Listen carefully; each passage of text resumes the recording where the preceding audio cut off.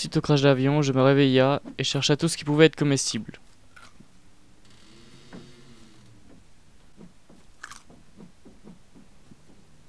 Aussi bien dedans que dehors. Lapins et lézards n'avaient qu'à bien se tenir.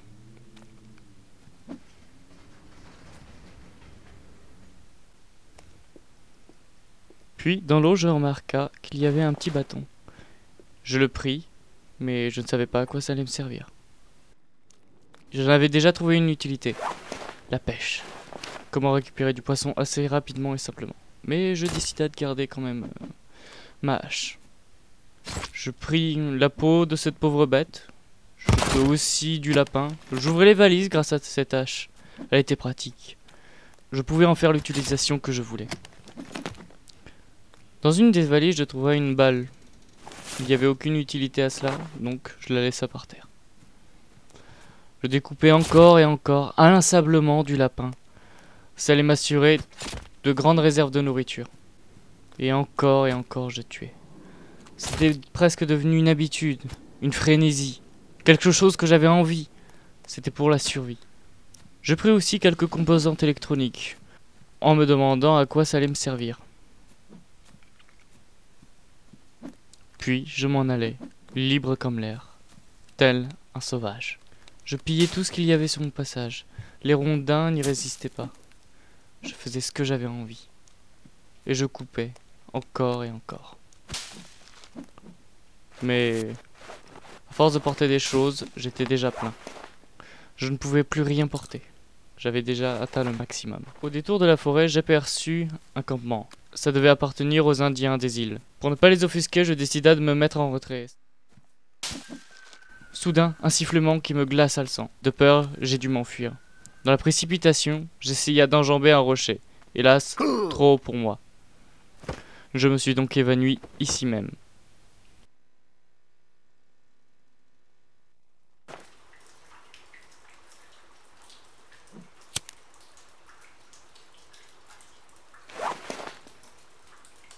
À mon réveil, j'étais dans ce qui semblait être une caverne.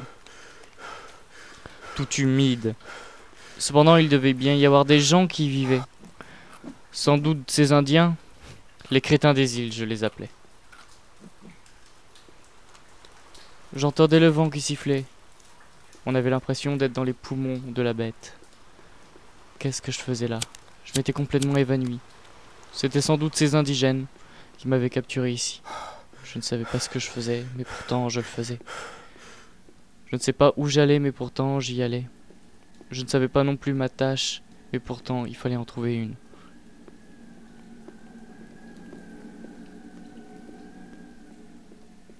Le ruissellement de l'eau m'angoissait.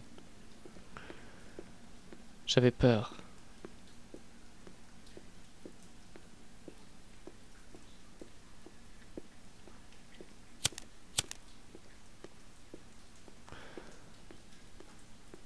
L'angoisse monte toujours plus haut, toujours plus vite.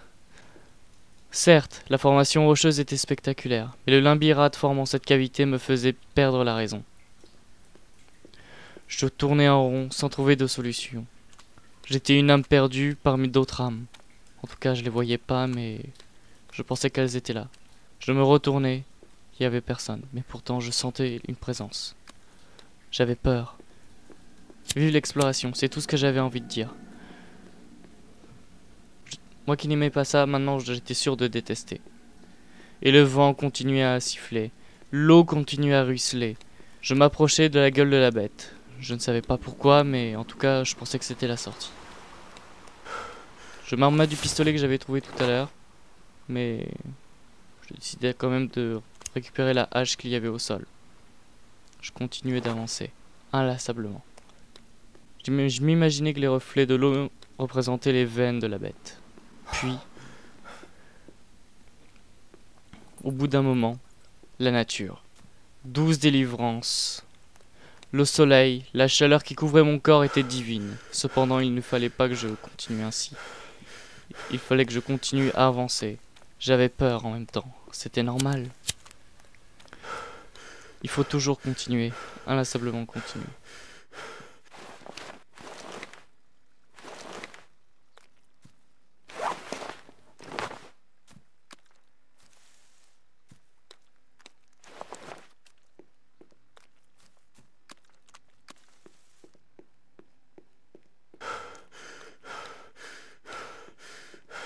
Cette chaleur était si agréable que je me croyais chez moi.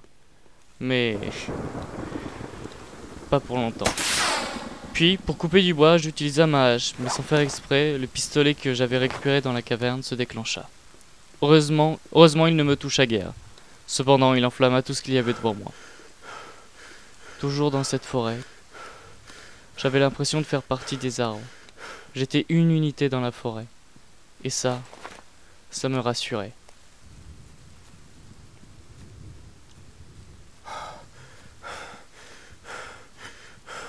Je retrouvai la plage.